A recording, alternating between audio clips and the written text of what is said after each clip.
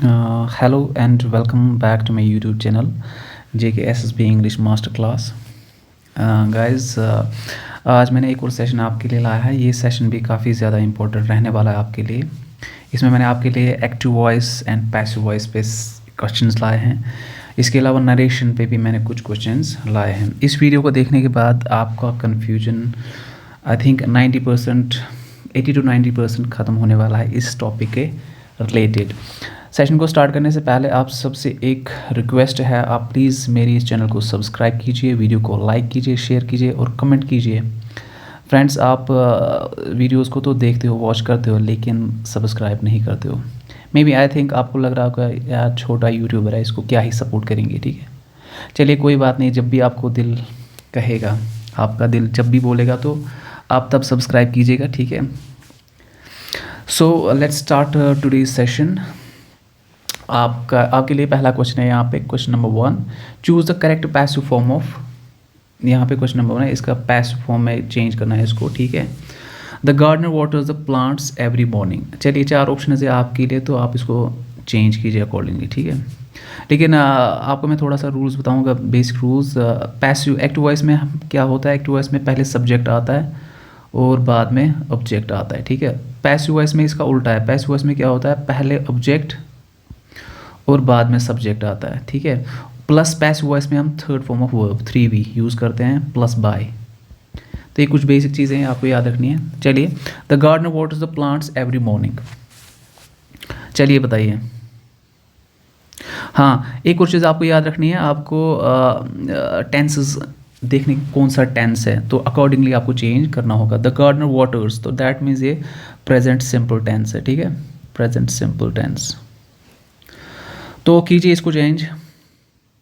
आपके पास ऑप्शन है, जो इसका सही ऑप्शन है that is the plants are watered by the gardener every morning. तो इसका सही ऑप्शन ये है।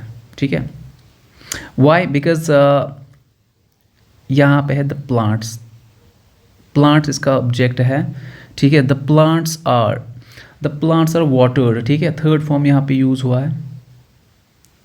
आपको एक चीज़ याद रखनी है, चलिए मैं वो बाद में आपको बताऊंगा, पहले आप दूसरा MCQ देखिए। चेंज इनटू पैसिव, इसको पैसिव वॉइस में चेंज करना है। They are building a new school near my house. बताइए इसका क्या होगा। सेंटेंस को देखिए पहले, कौन सा टेंस इसमें यूज़ हुआ है। दे आर बिल्डिंग, इसका मतलब ये प्रेजेंट कॉन्टिन्यूस टेंस है। ठीक है, कौन सा है, प्रेजेंट कॉन्टिन्यूस। और प्रेजेंट कॉन्टिन्यूस टेंस में क्या यूज़ होता है, उसमें होता है इज़ बीइंग, एम बीइंग और आर बीइंग। ठीक है, ये इसमें यूज़ होता है। लेकिन द क्वेश्चन इज़ दैट आपको कैसे पता चलेगा इज़ बीइंग लगाना है, एम बीइंग लगाना है कि आर बीइंग लगाना है। बड़ी सिंपल बात है। If singular noun, if it is a singular noun तो इज़ बीइंग, अगर आई वहाँ पे यूज़ हुआ है तो आई के साथ एम बीइंग, अगर प्लूरल नाउन है तो उसके साथ आर बीइंग, प्लस 3V। ठीक है, 3V हमेशा यूज़ ही होता है। ठीक है, they are building a new school, तो सबसे पहले ऑब्जेक्ट आएगा अ न्यू स्कूल। अब देखिए कहाँ पे अ न्यू स्कूल, अ न्यू स्कूल यहाँ पे है, यहाँ पे सब में अ न्यू स्कूल। अब न्यू स्कूल इज़, देखिए ये प्रेजेंट है, बिकॉज प्रेजेंट में ही हमें चेंज करना है। A new school is being built near my house, तो इसका सही ऑप्शन नंबर C होगा। ठीक है, moving to question number 3, identify the correct passive form. बताइए इसका करेक्ट पैसिव फॉर्म क्या होगा। Who wrote this poem? Who wrote this poem? ये क्वेश्चन है, इंटेरोगेटिव फॉर्म है। ठीक है, और ये थोड़ा ट्रिकी क्वेश्चन है। ठीक है, थोड़ा ये आपके लिए चैलेंजिंग हो सकता है। मैं आपको बताना चाहूँगा कि अगर आप लोगों ने इस वीडियो में 15+ स्कोर किया, दैट मीन्स आपका इस टॉपिक पे अच्छा खासा होल्ड है। ठीक है, दैट मीन्स आपको नरेशन और एक्टिव पैसिव की अंडरस्टैंडिंग अच्छी है। चलिए इसको चेंज करते हैं। आपके पास 4 ऑप्शन है, तो इसका सही है। मैं आपको पहले एक चीज़ बताना चाहूँगा कि जब भी इस तरह के क्वेश्चंस आएंगे तो हमेशा पहले बाय यूज़ किया जाता है, by home. As a general rule आपको याद रखना है कि बाय होम आपको पहले लगाना है। ठीक है, अब ये दो तो एलिमिनेट हो गए पहले ही, इनमें बाय होम नहीं है, इट मीन्स बचे ये दो। अब इन दोनों में से कौन सा सही हो सकता है। ठीक है, मैं आपको सही ऑप्शन बताऊंगा ये। क्यों, बिकॉज आपको याद रखना है बाय होम तो मैंने लगाया है, इसके बाद डायरेक्टली आना चाहिए क्या, because this is a question तो ऑक्सिलरी वर्ब आना चाहिए पहले।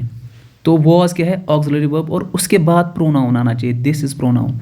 और इसमें क्या हुआ, इसमें पहले प्रोनाउन हुआ यूज़, उसके बाद, सो दिस इज रॉन्ग। तो ये क्वेश्चन फॉर्म में यूज़ नहीं होता है। सो इसका सही ऑप्शन है option number B. Question number 4, convert to active voice. इसको एक्टिव वॉइस में आपको चेंज करना है, ठीक है। ये पैसिव वॉइस में दिया हुआ है, आपको इसको एक्टिव वॉइस में चेंज करना है। चलिए, तो क्या है sentence, the homework had been completed by the student before the teacher arrived. Had been कौन सा टेंस है, हैड बीन मतलब पास्ट परफेक्ट है, ठीक है, पास्ट परफेक्ट। अब इसको किस में, एक्टिव वॉइस में चेंज करना है। तो हम क्या बोलेंगे, सबसे पहले हम लगाएंगे ऑब्जेक्ट, द स्टूडेंट, और पास्ट परफेक्ट में क्या यूज होता है, द स्टूडेंट हैड, खाली हमें बीन को रिमूव करना है, the student had completed, the student had completed. अब देखिए किस में है, द स्टूडेंट हैड कंप्लीटेड, ये है, देखिए द स्टूडेंट वॉज कंप्लीटेड, ये तो नहीं आएगा। द स्टूडेंट हैज़ कंप्लीटेड, ये भी नहीं आएगा क्योंकि यहाँ पे हैड है। द स्टूडेंट हैड कंप्लीटेड, तो इसका सही ऑप्शन ऑप्शन नंबर बी होगा, ठीक है। चलिए, moving to question number 5, people speak English all over the world.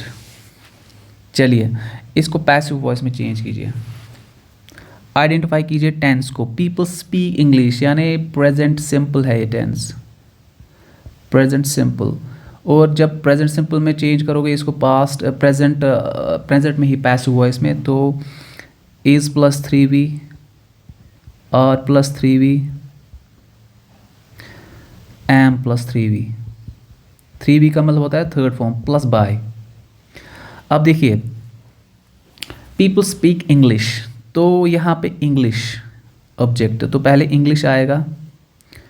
अब देखना है कि इंग्लिश क्या है, सिंगुलर है प्लूरल। अगर सिंगुलर है तो इज लगाएंगे, अगर प्लूरल है तो आर, ठीक है, आर ये। अगर एम आई है तो एम, तो यहाँ पे इंग्लिश क्या है, it is a singular noun, so इसके साथ इज। स्पीक का थर्ड फॉर्म क्या आएगा, स्पोकन, इंग्लिश इज स्पोकन। अब देखिए इंग्लिश इज स्पोकन कहाँ पे, इंग्लिश वॉज स्पोकन, ये तो नहीं है, हैज़ बीन नहीं है, इज स्पोक्ड नहीं है, तो सही ऑप्शन ये होगा ऑप्शन नंबर डी। आप पहले खुद से ट्राई कीजिए ताकि आपको एक आइडिया मिल जाए कि आप कितने पानी में हो, आपको कितनी नॉलेज है, कितनी अंडरस्टैंडिंग है इन रूल्स की, ताकि आप बार बार इन रूल्स को रिवाइज कर सको और आपकी अंडरस्टैंडिंग डेवलप हो सके, ठीक है। क्वेश्चन नंबर 6 है आपके लिए, error detection, find the wrong one. इसमें आपको एरर डिटेक्ट करना है। इसमें एक सेंटेंस गलत दिया गया है, आपको वो आइडेंटिफाई करना है कौन सा टेंस है। आप मुझे बताइए, ए बी सी और डी, बताइए कौन सा इसमें गलत है। देखिए, the work is being done, the work has been done, the work has been done by me. यहाँ पे एक्चुअली 2 बार रिपीट हुआ, तो इसका जो सही ऑप्शन है that is this one is wrong. बताइए क्यों, ये क्यों गलत है। आप देखें इन तीनों में एक चीज़ कॉमन है, इज बीइंग, हैज़ बीन, ये भी प्रेजेंट है, ये भी प्रेजेंट है, ये भी प्रेजेंट है, and this is was done, this is past. तो JKSS में ऐसे छोटी छोटी माइनर मिस्टेक्स वो रखते हैं बच्चों को कंफ्यूज करने के लिए। दैट्स वाई मैंने उसी पैटर्न पे कुछ क्वेश्चंस लाए हैं ताकि आपको एक कॉन्फिडेंस मिल जाए, ठीक है। तो इसका सही ऑप्शन होगा ये option number C. Change into passive voice, इसको पैसिव फॉर्म में चेंज कीजिए। बताइए, they are watching a movie, कौन सा है, ये है प्रेजेंट कॉन्टिन्यूस। अभी मैंने आपको बताया पहले ही एक क्वेश्चन में कि जब भी प्रेजेंट कॉन्टिन्यूस होगा तो पैसिव वॉइस में इज बीइंग, एम बीइंग, और क्या लगाते हैं, are being plus 3v। 3v का क्या मतलब है, third form of verb, plus by. अब देखिए, they are watching a movie, और मैंने आपको ये भी रूल बताया था कि जब पैसिव वॉइस में चेंज करेंगे पहले ही ऑब्जेक्ट आएगा और बाद में सब्जेक्ट। पैसिव वॉइस में याद रखना। एक्टिव वॉइस में क्या होता है, पहले सब्जेक्ट, एक्टिव वॉइस में क्या होता है, पहले सब्जेक्ट आता है और बाद में ऑब्जेक्ट। लेकिन पैसिव वॉइस में इसका उल्टा है, ठीक है, ये बात आपको याद रखनी है। तो पहले हम मूवी, अब मूवी, ठीक है, अब मूवी अब देखिए मूवी सिंगुलर है कि प्लूरल है, of course movie is singular, तो इसके साथ क्या आएगा, इज बीइंग। अब मूवी इज बीइंग, अब देखिए ये भी ऑप्शन है यहाँ पे, अब मूवी इज बीइंग, लेकिन यहाँ पे थर्ड फॉर्म नहीं है, वॉच है, तो ये तो नहीं आएगा। अब मूवी इज वॉच्ड, यहाँ पे बीइंग नहीं है, अब मूवी इज बीइंग वॉच्ड, तो ये इसका सही ऑप्शन ये होगा। Change to passive, let us do the work. आपके पास 4 ऑप्शन है, ये भी एक डिफरेंट रूल है, इस रूल को भी आपको अच्छे से याद रखना है, एग्जाम में ये रूल आ सकता है, तो आपको इसका पता होना चाहिए कि क्या रूल है इसका। Let us do the work, let the work be doing by him, you are requested to do the work, let the work be done. तो अगर इस तरह का रूल आएगा, आपको याद रखना है पैसिव वॉइस में इसको पहले लेट ही लाना है, ठीक है, उसके बाद ऑब्जेक्ट लाना है। कौन सा ऑब्जेक्ट है, द, लेट द वर्क, तो पहले यही आएगा लेट द वर्क, और उसके बाद बी ही लाना है, फिर लाएंगे third form of work, sorry work.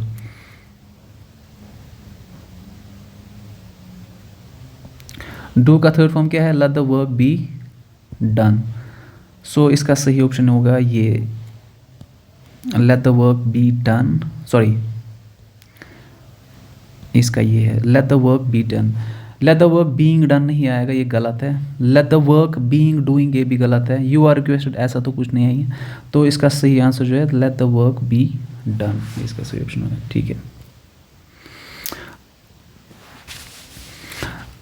आप अपना स्कोर बताइएगा, जो भी आपका स्कोर रहा है, तो कमेंट बॉक्स में ज़रूर अपना स्कोर बताइएगा। नेक्स्ट क्वेश्चन है question number 9, change this into passive voice, इसको पैसिव वॉइस में चेंज कीजिए। चलिए, this one is for you, ये मैं आपके लिए रखता हूँ। लेट्स सी आप में से कितने स्टूडेंट्स इसको कर सकते हैं, ठीक है। 4 ऑप्शन है, आप सही ऑप्शन इसका चूज़ कीजिए। अब दूसरा पार्ट है इसी वीडियो का, ये है नरेशन पे, वो था एक्टिव वॉइस पैसिव वॉइस पे। तो अब नेक्स्ट जो 9 क्वेश्चन है वो किस पे लाया मैंने, नरेशन पे। चलिए पहले क्वेश्चन स्टार्ट करते हैं। Question number 10, she said I am going to the market, कीजिए चेंज इसको। She said that she is going to the market, tense कौन सा है, आई एम गोइंग। ये प्रेजेंट कॉन्टिन्यूअस है, तो ये पास्ट कॉन्टिन्यूअस में चेंज होगा, ठीक है। करना कुछ नहीं है, जो एम है ना, एम गोइंग, इसको वॉज गोइंग में चेंज करना है और यहाँ पे दैट लगाना है, ठीक है। जैसे she said I am going to the market, she said that she was going, और आई जो प्रोनाउन है वो शी में चेंज करेंगे, ठीक है। शी सेड दैट, ये वाला सही option, she said that she was going to the market. Moving to the next question, he said to me have you finished your work, ये अच्छा रूल है। ये कौन सा रूल है, these are yes or no questions, yes or no questions। yes और no questions का मतलब होता है जिनका हमेशा आंसर या तो yes होगा या तो no होगा। देखिए, he said to me have you finished your work, उसने मुझसे पूछा, क्या पूछा, क्या आपने अपना काम ख़त्म किया, या तो किया होगा या तो नहीं किया होगा, yes और no इसका आंसर है। और जब भी इस तरह के क्वेश्चन आपसे पूछे जाएंगे तो आपको इनडायरेक्ट स्पीच में इनके साथ क्या लगाना है, या तो इफ़ लगाना है या तो वेदर लगाना है, ठीक है। ये आप rule, this is important, very very important rule, आपको ये रूल याद रखना है, इफ़ लगाना है या वेदर लगाना है। आप कैसे लगाएंगे, अब देखो। और सबसे इम्पॉर्टेंट बात ये है कि जब भी ये है ना, ये दिस इज़ अ क्वेश्चन, यहाँ पे ये एक सेंटेंस क्या है, ये क्वेश्चन पूछ रहे हैं हमसे, तो जब भी इस तरह के क्वेश्चन पूछे जाएंगे आपसे, तो ये रिपोर्टिंग वर्ब को क्या किया जाता है, इसको आस्क्ड बनाया जाता है, यानी ही आस्क्ड मी। यहाँ पे सेड टू या टोल्ड वही नहीं लिख सकते हम, यहाँ पे हम आस्क्ड, इसको आस्क्ड में चेंज करते हैं, ठीक है। सो यहाँ पे सेड एक ही में, तो ये गलत हो गया, ये तो नहीं आएगा। He asked me if I had finished my work. और टेंस आपको याद रखना है, हैव यू, ये प्रेजेंट परफेक्ट है, कौन सा है, प्रेजेंट परफेक्ट टेंस। और प्रेजेंट परफेक्ट टेंस किस में चेंज होगा, पास्ट परफेक्ट टेंस में, सॉरी पास्ट परफेक्ट में। प्रेजेंट परफेक्ट किस में चेंज होगा, पास्ट परफेक्ट में। और पास्ट परफेक्ट में क्या यूज होता है, हैड। आपको कुछ नहीं करना है, खाली इसके बदले हैव के बदले पास्ट में हैड लगाना है। क्या लगाना है, हैड। और उससे पहले क्या लगाना है, if. He asked me if I had finished my work. देखिए, ये 2 सेंटेंस ठीक लग रहे हैं, ये हैव तो नहीं आएगा क्योंकि इसमें हैव है, ये तो कट ही हो गया। अब ये दो बचे।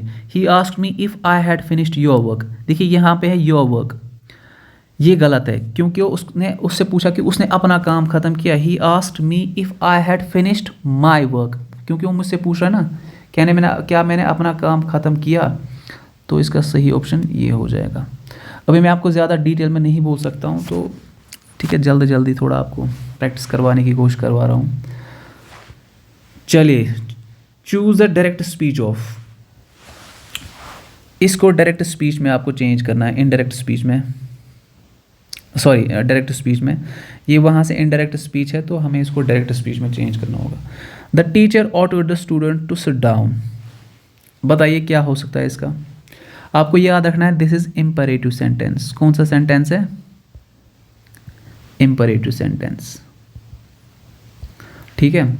इम्परेटिव सेंटेंस में ऑर्डर, कमांड, सजेशन, एडवाइस, ठीक है, रिक्वेस्ट, ये सब आ जाता है, ठीक है। अब देखिए, द टीचर ऑर्डर, देखिए यहाँ पे ऑर्डर आया, the teacher order the students to sit down. The teacher said, please तो नहीं आएगा क्योंकि ये रिक्वेस्ट नहीं है, ऑर्डर है।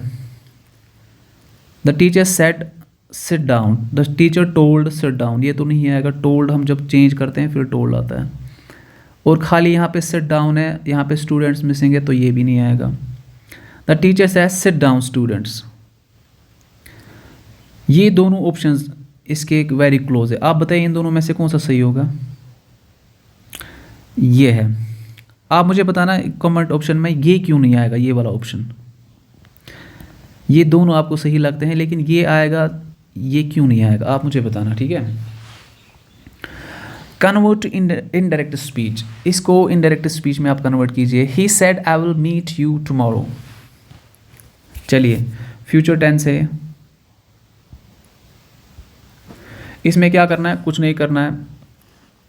विल को किस में चेंज करेंगे? विल को वुड में चेंज करेंगे। और यहाँ पे टुमारो है, इसको द नेक्स्ट डे, ठीक है। He said that he would me meeting, ये तो नहीं आएगी, मीटिंग है, कॉन्टिन्यूस बन गया। He said that he will meet me tomorrow. He said that, बताइए, he said that he would meet me the next day, इसका सही ऑप्शन ऑप्शन नंबर डी है। Question number 14, she said alas I have lost my phone.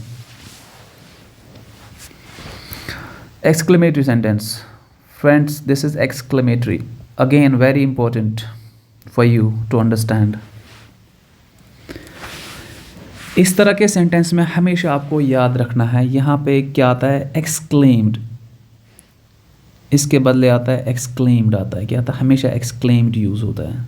जैसे she exclaimed, ठीक है, उसके बाद with, she exclaimed with। अगर खुशी होगी तो joy लगाएंगे, यहाँ पे खुशी नहीं, यहाँ पे दुख है तो सौरो लगाएंगे। अगर कुछ सरप्राइज़ होगा तो सरप्राइज़ लगाएंगे। तो एज़ पर द सेंटेंस, तो हमें इस सेंटेंस को क्या कैसे चेंज करना है? तो यहाँ पे अलास, अलास का मतलब दुख, क्योंकि उसको दुख है किस बात का? उसने अपना फ़ोन खो दिया है। तो शी एक्सक्लेम्ड विद सौरो। अब देखिए कहाँ पे विद सौरो, यहाँ पे है और यहाँ पे है। She exclaimed with sorrow that she has lost. Has तो नहीं आएगा क्योंकि ये यहाँ पे हैव है, ये प्रेजेंट है, तो प्रेजेंट में ही चेंज नहीं होगा, ये पास्ट में चेंज होगा। हाँ, यहाँ पे थोड़ा सा ऑप्शन गलत है। She exclaimed with sorrow that she had lost her phone, यहाँ पे हैड है, ठीक है, हैड, क्योंकि हैव किस में चेंज होगा? हैड में। Okay, alright guys, moving next. He said let's go for a walk. चलिए, किस किस को ये रूल आता है? जो ये क्वेश्चन नंबर 15 है, किस किस को आएगा ये करना? This one is, I think this is difficult, मेरे हिसाब से तो ये डिफ़िकल्ट है। चलिए, ऑप्शन ए, बी, सी और D. Let's go for a walk. हाँ, आपको इसमें रूल याद रखना है। ही सेड के बदले आप हमेशा क्या लगाओगे? इसके बदले लगाओगे ही प्रपोज्ड या ही सजेस्टेड, इन दोनों में से एक लगाओगे, ठीक है। ही प्रपोज्ड और ही सजेस्टेड। इसका मतलब ये ऑप्शन तो एलिमिनेट होगा, ये नहीं आएगा। He suggested that we go for a walk, ये तो गलत है, ये नहीं आएगा। ही सजेस्टेड, लेट अस के बदले आपको यह क्या लगाना है, दे शुड। लेट अस के बदले हमेशा दे शुड आएगा। एक्चुअली लेट के बदले आपको लेट यूज रखना है। इस तरह के सेंटेंस में लेट को रिप्लेस किया जाता है किससे, शुड से किया जाता है। अब चूंकि यहाँ पे अस भी है तो दैट्स वाई दे शुड, ठीक है। ही प्रपोज दैट दे शुड, तो शुड तो एक ही सेंटेंस में यहाँ पे, तो इसका मतलब ये आंसर है। The mother said don't play with fire, imperative sentence again, ठीक है। पहले ही बताया इंपरेटिव सेंटेंस में या तो कमांड दी जाती है, या ऑर्डर दिया जाता है, या सजेशन दी जाती है, या एडवाइस, या फिर रिक्वेस्ट। अब देखिए यहाँ पे द मदर वॉन्ट, वॉन्ट भी आ सकता है, ठीक है, आपको वॉन्ट भी कर सकता है कोई, ठीक है। लेकिन बाकी सेंटेंस देखिए, want me off the fire, ये तो गलत है, ये नहीं आएगा। The mother said that I shouldn't play, this is also wrong. The mother said not to not play, to not play ऐसा कुछ नहीं है, तो ये भी गलत हो गया। The mother advised me not to play with fire, तो इसका सही ऑप्शन ये है। He said where are you going, this is simple है, ये है सिंपल। बताइए इसमें कौन सा सही ऑप्शन होगा, ए बी सी और डी। देखिए इसमें काफ़ी ऑप्शंस, मैंने आपको पहले भी बताया कि जब भी क्वेश्चन फॉर्म में होगा, वहाँ से पूछा गया होगा, तो सेड को आस्क्ड में लगाना है। इट मीन्स दैट यहाँ पे एक सेड वापस आया, तो ये तो एलिमिनेट होगा, ये नहीं आएगा। अब बचे ये तीन। He asked where I was going, he asked where was I going, ये तो नहीं आएगा। क्यों, ये भी नहीं आएगा। ये क्यों नहीं आएगा, बिकॉज इसमें एम, ये प्रेजेंट है, प्रेजेंट को पास्ट में चेंज करना है, ये तो प्रेजेंट ही आ गया, तो दैट मीन्स ये नहीं आएगा। अब बचे ये दो, पहला और लास्ट वन। अब इन दोनों में से कौन सा सही है, he asked where I was going, he asked where was I going. ये चीज़ ना आपको याद रखनी, ये this is minor difference, was I was I. अगर आपने ये चूज़ किया ना, दैट मीन्स आप फिर से यहाँ से क्वेश्चन पूछ रहे हो। Again this becomes interrogative form. Interrogative form का मतलब क्या होता है, वापस ही क्वेश्चन बन जाता है। लेकिन हमें इसको कन्वर्ट करना होता है किसमें, डिक्लेरेटिव फॉर्म में। किसमें, डिक्लेरेटिव फॉर्म में। अब देखिए ये सही है, इसका सही आंसर होगा क्वेश्चन, ये option number A, he asked where I was going, so this is the correct answer. This is the last question of this session, and ये क्वेश्चन मैंने आपके लिए रखा है, ऑप्शंस है, आप इसका सही आंसर बताइए। So that was it from this session. I hope आपको ये सेशन पसंद आया होगा एंड आपके लिए थोड़ा सा बेनिफिशियल साबित होगा। इंशाल्लाह आपको इससे कन्फ्यूजन दूर हो जाएगा। तो जाते जाते आपसे फिर से एक रिक्वेस्ट है, आप प्लीज़ मेरी चैनल को सब्सक्राइब कीजिए और लाइक, कमेंट एंड शेयर कीजिए, ठीक है। Thank you so much, take care, God bless you.